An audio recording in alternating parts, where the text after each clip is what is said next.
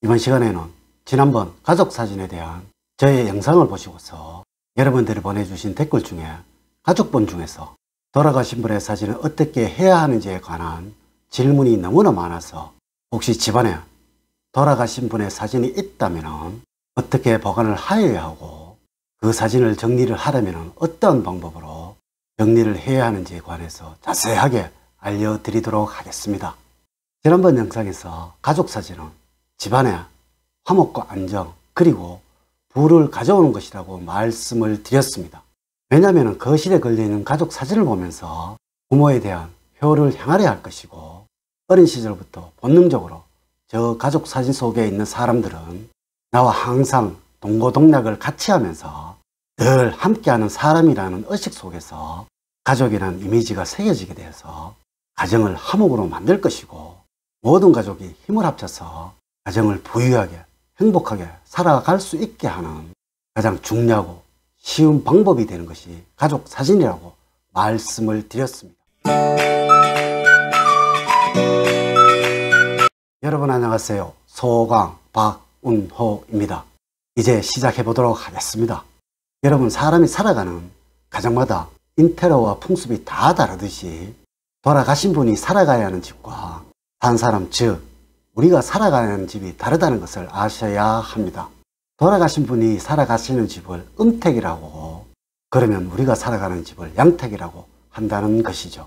이래서 지금의 현대에는 음택보다 양택이 더 중요시되고 있습니다.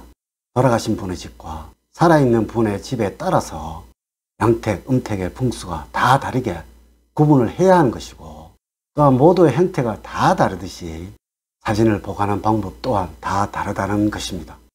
이렇다고 보면 될 듯 합니다.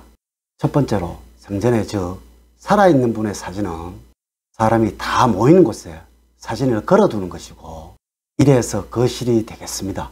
그리고 또한 안방이라 할 수가 있는 부부의 침실에는 부부의 사랑이 담긴 사진을 걸어두는 것이 좋을 것이고, 아이들의 방에는 각자의 사진을 걸어두는 것이 좋다는 것입니다.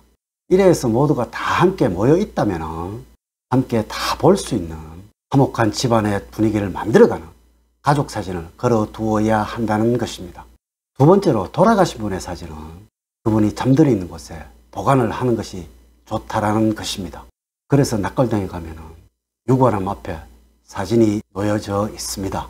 그것에 보관을 하는 것이 가장 좋지만은 너무나 그립고 그분과의 추억을 간직을 하고 싶어서 꼭 보관을 하고 싶다면, 가족의 수가 많아서 다 성장한 자제분들이 있다면 결혼한 사진도 있을 것이고, 여행을 하면서 추억을 간직한 것도 있을 것이고, 이러한 것에 돌아가신 분의 사진이 있다면 이 사진은 내려놓는 것이 좋다는 것입니다. 이렇게 하시면 될 듯 합니다.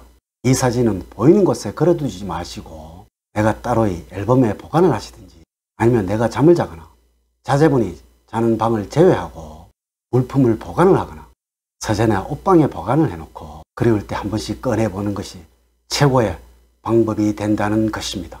만약에 돌아가신 분의 사진이 거실에 걸려져 있다면 나의 방문 앞에 침실에 걸어 두신다면 나의 기운을 빼앗아 가서 화목이 아닌 불행을 가져다 주는 것이니까 꼭 주의를 하셔야 합니다. 왜냐하면 우리는 살아가면서 행복이 가득한 양의 기운을 받아야 하기 때문에 그러합니다. 돌아가신 분들은 음택에서 생활을 하고 있기 때문에 이것은 음의 기운이 된다는 것이죠. 이러한 사진이 집안에 걸려져 있다면 집안의 분위기가 침체가 될 것이고 활기가 넘치고 행복한 모습을 찾아볼 수가 없다라는 것입니다. 세 번째로 돌아가신 분이 보고 싶다는 것은 좋은 추억보다는 그분에 대한 그리움으로 슬픔이 찾아오게 될 것이고, 이래서 기분이 떨어져서 분위기를 침체하게 만들 것이고, 나만 그런 것이 아니라 가족 모두가 그러하다는 것입니다. 이래서 될 수 있으면 안 보이는 곳에 두어야 한다는 것이죠. 가끔 그분과의 추억이 그리울 때 꺼내보면서 혼자만의 대화를 나누면서 그리움을 달래는 것이 가장 좋다는 것입니다. 네 번째로 돌아가신 분의 사진을 꼭 간직을 하고 싶다면 이 사진은 핸드폰에 간직하시면 됩니다. 핸드폰을 많이 가지고 다니시잖아요. 스마트폰에 넣어 가지고 다니는 것은 상관이 없지만 여기에서도 주의를 하셔야 하는 것은 메인 화면에 보이도록 해서는 안 됩니다. 스마트폰을 열면 화면에 보이는 곳에 두어서는 안 된다는 것이죠. 스마트폰 앨범 폴더에 넣어서 그리울 때 언제든지 볼 수가 있잖아요. 또한 지갑에 넣어 다니신 분들이 계시던데요. 제가 다시 한번 말씀을 드리면 지갑에 넣어 다니시면 안 됩니다. 왜냐하면 지갑은 재물을 상징하는 것이라서 재물로는 항상 빛나고 밝은 곳에 들어오게 된다는 것입니다.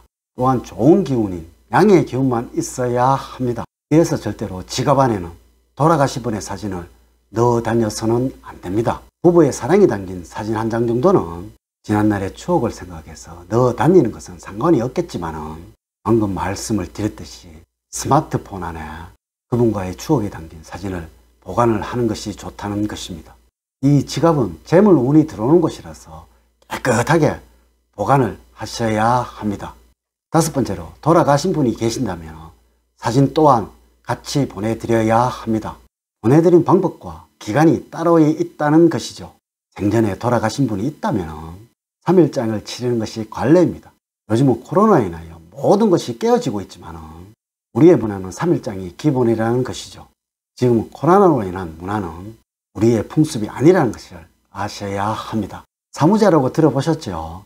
이렇게 3일째 되는 날 같이 다 정리를 하시든지 일주일에 한 번씩 돌아가신 분들의 추억을 생각을 하시면서 49일째 되는 날을 49제라 해서 이날에 그동안에 돌아가신 분들의 용품이나 사진이 있다면 다 모아서 내가 그분과의 추억을 간직하는 한두 점을 제외하고는 다 보내드려야 됩니다. 또한 한참 시간이 흐르고 난 뒤에 그분의 유품이 발견이 되었다면 꼭 사진을 제외하더라도 그분의 물건과 용품이라면 그런 것은 다 모아서 맑고 밝은 날, 쾌청하고 활기가 넘치는 날에 단 흐리고 비가 오거나 눈이 내린 날은 피하셔야 합니다. 쓰레기 봉투에 넣어서 버리시면 됩니다. 가장 유의를 하셔야 하는 부분은 현대에는 환경오염과 화재의 위험이 있으니까 태우는 것보다는 분리수거를 하거나 깨끗하게 세탁을 해서 자선단체에 기부를 하시면 됩니다. 돌아가신 분의 사진을 정리를 하셔야지만은 그분을 저승에서 잘 살게 하는 것이고 일승에서는 그분의 추억을 간직을 하면서 못한 것이 있다면 이루어드리면서 여러분들이 잘 살아가고 있는 모습을 보면서 편안하게 지낼 것이고 여러분들도 그분과의 추억을 떠올리면서 모범적인 삶을 살아가시게 된다면 여러분의 삶은 늘 행복과 행운이 넘치는 그런 삶이 될 것입니다. 이렇게 제가 여러분들의 댓글에 대한 답을 드렸습니다.